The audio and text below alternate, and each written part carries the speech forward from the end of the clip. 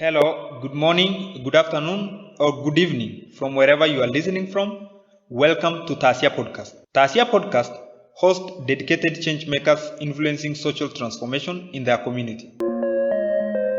I'm the host, Joseph Lajuri, a teacher, an author, and the director of Samburu Empowerment Network Organization. In Tasia Podcast, I engage my guests in a fast-paced discussion on all relevant topics on social issues and civic education. This program is designed to inform and inspire you to be more civic-minded. Today's show features Losioki Somoire, an educator, an author, and conservationist from Kajiado County. He is the head of education, training, and culture program at South Rift Association of Landowners. He champions for quality and affordable education for all in his community. Our discussion is about the challenge of educating the community. Losioki, welcome to Tasia Podcast. Thank you very much, Joseph Leajore. It's an amazing opportunity to be hosted by you. I'm really happy, especially when I'm participating in this very significant and very vital subject of education. So my name, as you have heard, is Losioki Somoire from Kajiado County, graduate of Moi University and a graduate student at Kenyatta University, pursuing a master's in comparative education, a passionate educator, passionate conservationist, a passionate author and poet, and I sincerely focus and commit myself to helping my community pursuing education. Thank you. Okay, thank you so much. Before we move on, today's topic is about the challenge of educating a community. I'm fully aware that you're so much passionate about education, and most of your work focuses on education in the mainstream system of education and also conservation education. Can you please tell our audience more about your work and how is your work related with education? Well, currently I'm working with an NGO called the South Rift Association of Landowners, that's SORALO. It's an NGO that is basically in charge of helping the community understand their landscape, understand their culture, understand how to keep their landscape healthy, and how to coexist among themselves in wildlife, and how to keep their land sustainable for the future. This one is related to education because without land, the community may not be able to afford education. And without education, the community may not be able to understand how best they can utilize their natural resources, for which land is included. So personally, I'm so much about education and conservation education in particular, because once everyone is aware about how to conserve what they have, how to conserve their culture, how to conserve their natural resources, how to conserve their future, their present, their past, they'll be able to confidently say they can see another future. They can confidently be able to pass to the next generation their current resources. That's really impactful. So in relation to your work, tell us about the rural setup and what role does education play in your community? Well, thank you. These are very fascinating questions, but very, very difficult to respond to, especially when you have a community that is 50 years behind other communities. It is a community that is somehow left behind or in between what we call Losioki in Maasai, crossroads, because they're not aware where we are, where we've been, where we're going. And now when we have a community that is in between the future, the present, and the past, it becomes very difficult actually to solely say education doesn't play a role. Because we have seen civilized communities, what really helped them change? It is as a result of education. Education has played a vital role in helping civilizations make steps forward. We have examples of communities like the Korea nation, which was so many years poor, like Kenya, but because of education, they are today ahead of us. So the Maasai community, for example, they are cell communities, they are pastoralist communities. They need education because education will be able to catapult them to another level. Our economic breakthrough is solely dependent on education. Our ability to grow as a pastoralist community is dependent on education, because we are looking forward to a community whereby it's no longer herding livestock, but keeping livestock for sustainability, for livelihoods, for economic breakthroughs. This is only possible with education. So education in our community, to me, I think, is one of the key elements that we cannot live without. It's a luxury we cannot afford to lose. It's a basic need we cannot afford to ignore. Yes. Thank you so much for elaborating that point on the importance of or the role of education in the transformation of your community. So I was thinking about how as the land ownership, maybe, for example, has made education very, very important in the Maasai community in Kajiado County. Well, times are really changing very fast. The times we are living in are very fluid, and economies are also changing in terms of what it depended on in the past. In the past, for example, if you had a huge chunk of land, you are considered to be very rich. If you had so many heads of cattle, you are considered to be very rich and wealthy. But today, with the current climatic condition, the changes that are happening in climate related, the economic depressions every now and then, they are really posing a challenge to what exactly economic strength depends upon. The Maasai people who have, or the pastoralists who have access to land without an education, they are at a threatening point of losing their land to those who have education. Because if you have no education, most likely you will sell your land so that you can be able to afford basic livelihood. But with education, you can be able to know how best you can put that land into use. And now the challenge with the pastoralist communities, they do not have education. The only thing they have access to is land, for which that land is no longer helping them, because without education, land is not going to help you. So they are losing their lands to those who have an education. So to me, there is a great relationship between land and education. And those who have land, they should pursue education. Those who have education should help now the community to understand how best they can put their lands into sustainable usefulness. You have that passion, all that passion for ensuring that this community gets affordable education and also quality education in that case. So are there efforts to get youth involved in education transformation in your community? Well, the efforts are not very conspicuous as we can say. However, we are being challenged by other communities, because on a daily basis, when you run through the graduation list from local universities, you realize that many young people are graduating from local universities, but from different communities. Now, in our community, we are being challenged that we should also join the rest of the communities in pursuing education. So there is that kind of, I call it peer pressure from other communities, that we also have the urge to get education. However, families are also now rethinking about the need for education, because what they considered in the past to be wealth is no longer wealth today, because land is becoming less and less on a daily basis. Heads of cattle are also becoming less and less on a daily basis because of reduced space. Also, the quality is also a challenge, because it's difficult to keep over 200 heads of cattle in a very small piece of land, and they are not productive. At the end of the day, you are running a loss. So the communities are rethinking alternative ways of livelihood.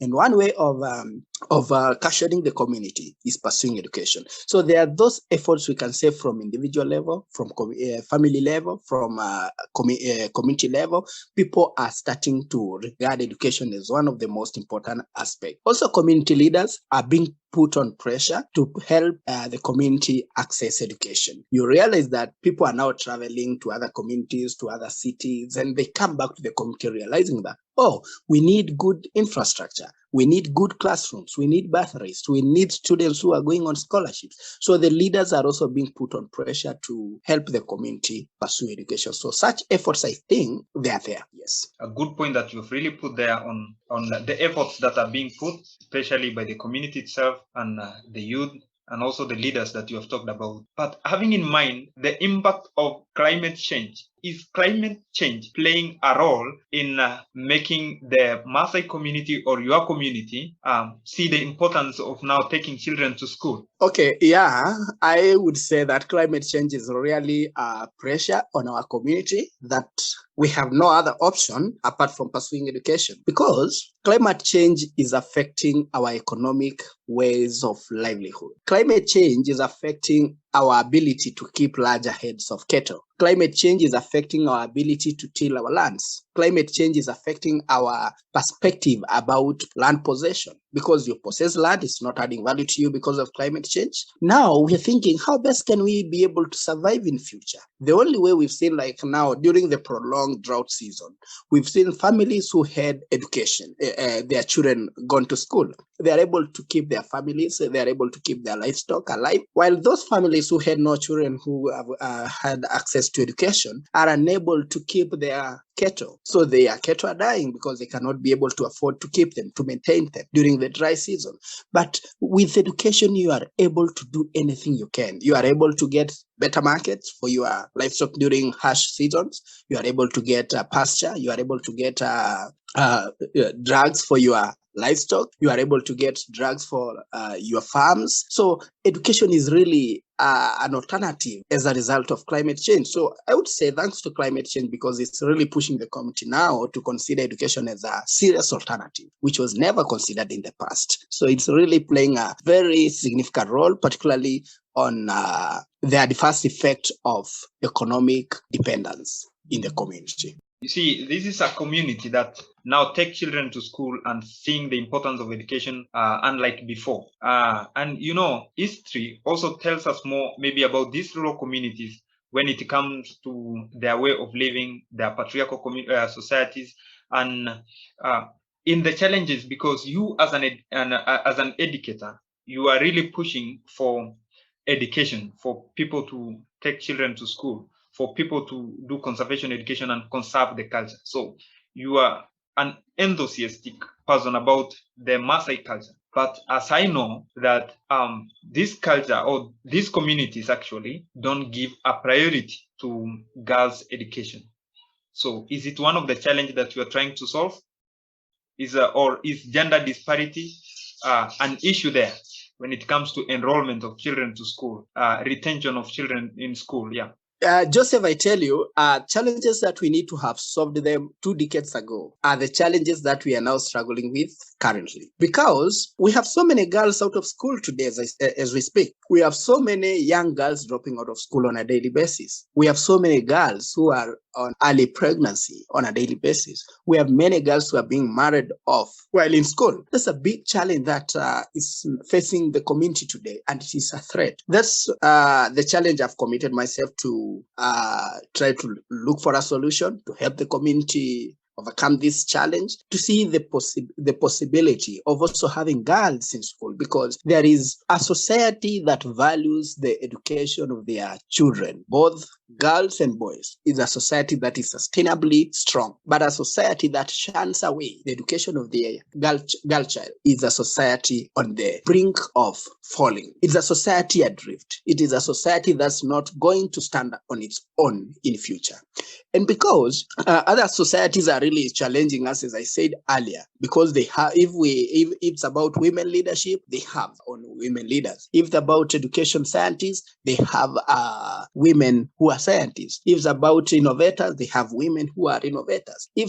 Call anything in those communities, you'll get them. But for our community, it's a challenge that we really need to fight on a daily basis. So that's the big challenge that I'm fighting now. I'm trying to see that every family at least should have a girl in school in the next 10 years. Every family, one girl at least out of graduated. Every family, one girl.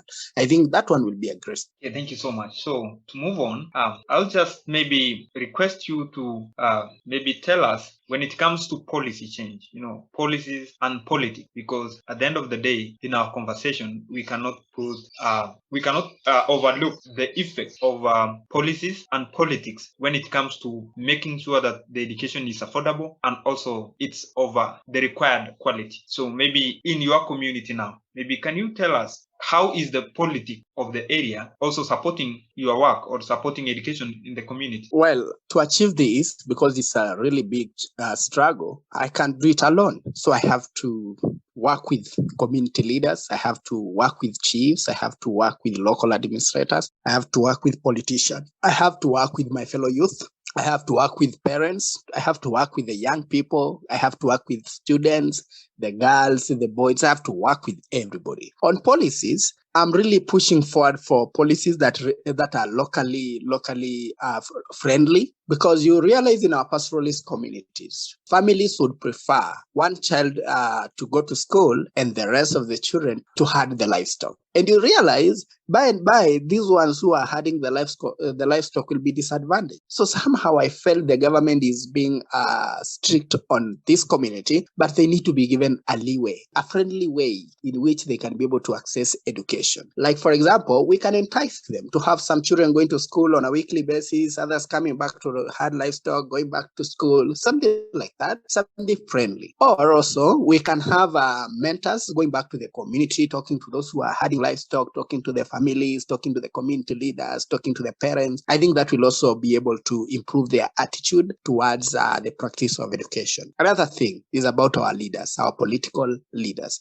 In every way, someone would like to be a political leader, for example, of the community. He or she should stand strong on this particular subject, that I support education, that in my regime, I'll be able to give education a bigger priority. Because you see, at the end of the day, we are not having a community that's pursuing education. We are losing the very important human capital. Without human capital, we'll always import human capital from other communities. And that one will not push us forward. It will push us backward. So to me, I think some of the policies that needs to be improved is to focus on how is the community's attitude improving towards education. Like, for example, we have families during the drought season who are migrating to other areas which are looking for pasture. So what happened? There are children who are missing school during this drought season because their families are migrating. So what happened? But when they migrate, they can't go to the nearby school because they will be required to give transfer letters. They need a letter of notification from the former school, for which it is tiresome to the family. It is tiresome to the children. So they give up and they decide not to go back to school. So to me, I think if they can be encouraged to just, if you are migrating to another area, join another school, continue with school. When the rains are back, you can get back to your own school. To me, I think that such friendly mechanisms will be able to improve the attitude of the community. Another thing is about policies towards affirmative action, especially on employment. If we can consider employing those who went to school, giving them employment, like let's say we have graduates, we have teachers, we have youth who have completed vocational trainings, they can be employed to motivate the rest of the members of the community. But if we don't employ them in the first year, the second year, the third year, the whole community doesn't see the essence of education. So an affirmative action in relation to policy making could really help this community improve. Like we say, through an affirmative action, every graduate should be employed, either short-term, as an intern, on voluntary basis, or on contractual basis, or permanent basis. Through that is going to improve the attitude of the community. Because what I'm trying to do is to influence the attitude, the practices, and the actions of this community towards education. And by, you may not be able to improve their attitude by force, but you must help them by influencing their minds and their hearts. Thank you. I'm starting to actually learn on some of the policies that may be impacting our rural communities not to transition or retain children in school, because they can maybe migrate to another place, and then because they don't have the documentation they need so that they can go to school, and then they end up dropping out of school. So I'm starting to rethink about that point. It's actually a very, very important point that you have highlighted there. Among many other points. For our listeners' purposes, which are some of the approaches? You've said that you are not working alone, you are cooperating with other organizations, with the government also, through maybe the administrative part of the government. So I just need you to talk about the mentorship programs that you normally see you doing in primary schools and in secondary school. And also, having in mind about the transition from primary school, secondary school to the colleges. Can you relate the transition between primary school to high school with transitioning from secondary school to colleges and vocational technical colleges and the universities? Maybe you can just highlight something about that, relating it with your community, whether it's something good or not. Tell us about that and then the approaches that you are using. Well, in the recent past, I've seen a rise in terms of the numbers of those who are graduating, who are transiting from one level to another level of education. For example, in 2017, I was a volunteer teacher somewhere in a primary school. That primary school, I was a class teacher to class 6. The class had about 43 pupils. And the 43 pupils, the girls were about 16. And as we speak, that was 2017. As we speak now, some of those people should be in Form 3. But unfortunately, it's only 2 girls who managed to reach Form 2. The rest have been married. So now that brings to you the question that how many others have been married in other primary schools. You can now look at the percentage, how it is being, it's happening.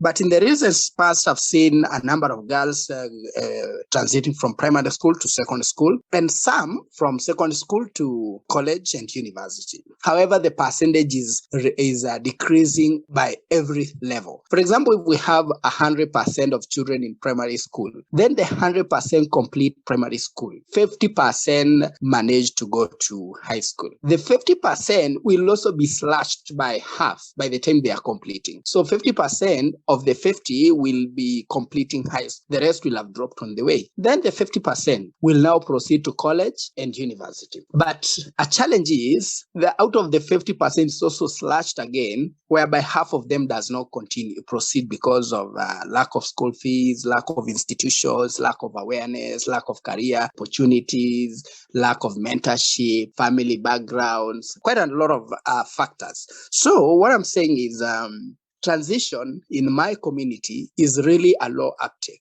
It's not something that's happening aggressively or actively, but something that I would wish to. So in my mentorship for the last about, I would say 7 years, I've been able to see a rise in the number of young people joining one level to another, especially the boys. The girls have been having a very small number, about 1%, which is really, really saddening. But for the boys, it's really appreciative because every year I have a number increasing by around 10%, 20% who are joining another level. Like, for example, this year, I've got almost every student I mentored gone to university. And I met so many, over 50 of them who have joined different careers in the university, pursuing diplomas and degrees. And that really gives me a lot of promise that the future is brighter for this community if they continue with this trajectory. So I would really say mentorship is serving a positive impact in the community, helping the community to realize that after primary, you need to go to high school. After high school, you need to go to college or university. So that the parents are also understand, because mentorship is not just about mentoring the child. It's not about telling the teacher to help the children go to school. It's also about mentoring the illiterate parent in the remotest areas.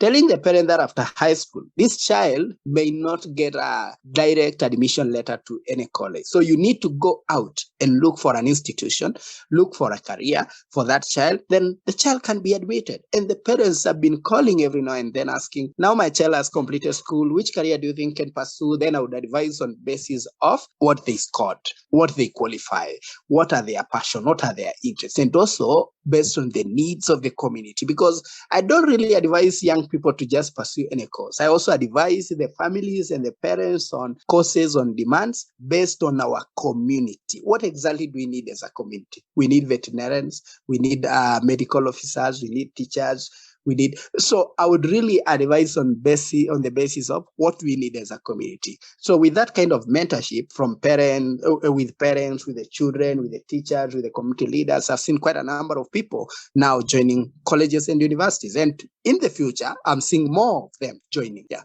That's a very nice approach, because Sometimes I also use mentorship, because I know that most of these students actually lack the figurehead in the family who are aware of the importance of education. So they lack that advice from home or the family background. So for you to give them that, it's really something that should be recognized. Another approach that I normally see you doing.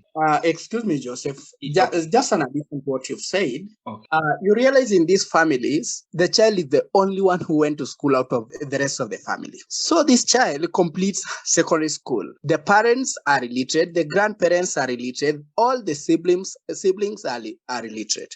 In the neighborhood, they are all illiterate. The chiefs have never gone to school. If they made it a lot, is primary level. So where does this child get the mentorship to go to school, and which career? Now that becomes the challenge. So that's now why mentorship comes hand in hand to support the community in pursuing education. Yeah, continue. Thank you. Okay, that's really a point. I was noting about that point because, we are from this background. We know these issues. Sure. And they have affected us. We managed to go through it. So it's your time to give back to the community. It's my time to give back to the community. But it's good because we have gone down the road or up the road, and we know the challenges that comes there and how much it is so important to get someone like you reaching out to them and giving them hope in life. So what has really inspired you to become an author, and how are you using that platform of writing to actually advance your passion for education in the community? Thank you. Okay, well, as an individual, I may not reach as many people as possible, as many families as possible, as many stakeholders as possible, as many implementers as possible.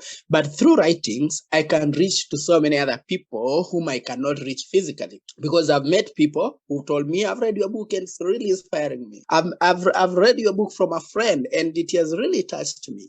So I feel like we've never known each other, but you read a book from a friend. So that really inspires me that even from our community, we can produce things that we can use by our own. Books which we can read, written by our own, so that we don't really think books are only written by aliens. Books are written by foreigners. We can discover things by our own. And that's why I'm also pushing the young people to pursue education so that they can be able to innovate things that we can use in our community. I always say the pastoralist communities can produce the best medical innovators, but without education, we can.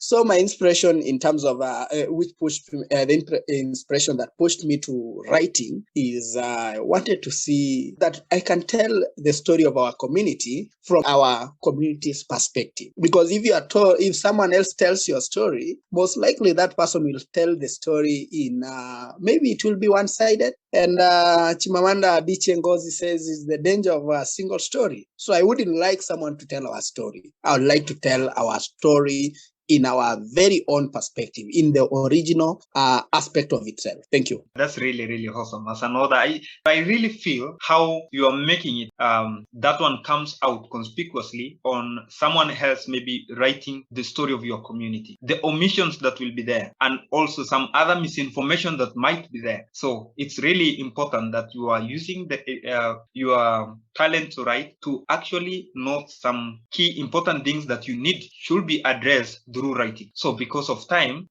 you just need to give you maybe some few minutes, maybe tell us what are some of the recommendations that you see. If they're put in place, then even more people are going to get this education in your community, and the uptake of education will improve in your community. One is communities' involvement in education. Like everyone should be involved in. The leaders to come on board to help the community understand that the world is moving to another direction. We are in the 21st century, which is knowledge-based economy. We are also almost into the fourth industrial revolution, which is a skill-based economy. So the leaders should come out to help the community understand that we are in very, very critical eras that we can't afford to be left behind. The 21st century, which is knowledge-based, and the fourth industrial revolution, which is skill-based. So without these, we are left behind as a community. Number two, we need improvement in infrastructure. Our local governments, the county government,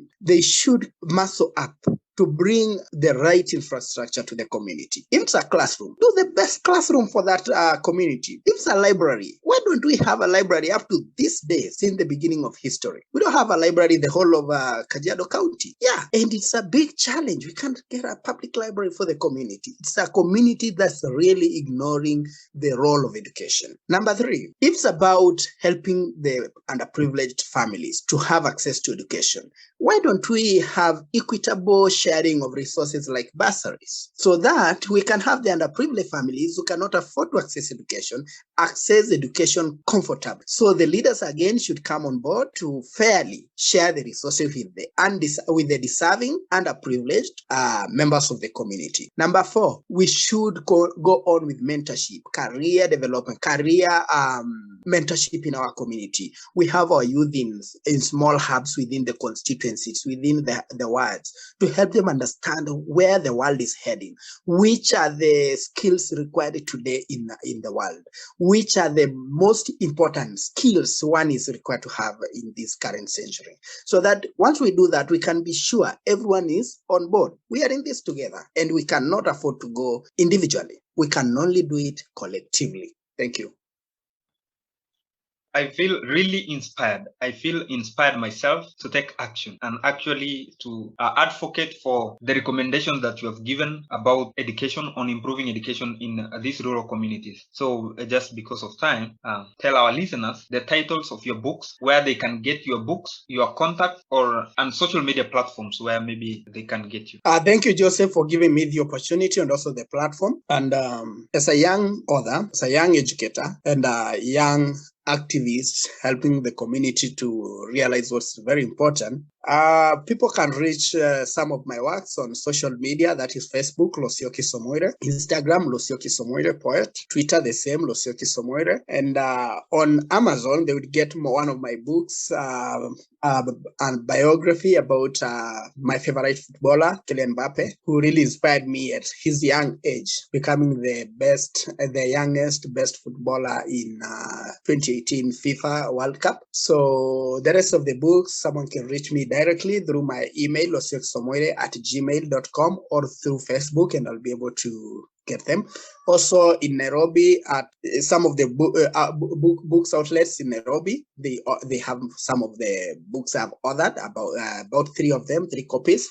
That is, I never bought for my husband a book by also the Kylian Mbappe's book. They are in Nairobi's outlet, and the most recent book about education, a collection of essays. I call it The Maasai and Education, The Fate of Brain Disability. It's an anthology of quite a number of essays that I've been able to order. So they are available in Nairobi bookshops. Thank you. Okay, I sincerely appreciate for your time. I'm so much inspired by what you do. I've learned so much from our conversation. Just interacting with you this short time has really also made me to rethink on my approaches towards bringing influencing change in my community as well, because you know that our communities share similar challenges when it comes to education. So I've learned quite a number of things, and I believe that our listeners have actually also learned quite a number of things. So mine is just to ask our listeners, please, to follow Losioki on social media, support his work by getting his books either in the bookshops that he has recommended in Nairobi, or if you cannot be able to get into those bookshops, please support Losioki by also subscribing to his YouTube channel so that you can get updated on what he does, and also support his work by buying his books on Amazon, because he has told us he has a book on Amazon, so you can always reach out to him. So we say thank you so much for listening to us today. This conversation has been a really impactful one, and we appreciate and say thank you. And follow also Tasia Podcast on Facebook, Tasia Podcast on Twitter, Tasia Podcast on YouTube to get updated on all our conversation. Our next episode will be coming soon, and it will be about education we need versus education we want. Thank you so much. Thank you very much. Thank you, Joseph, also for convening the opportunity.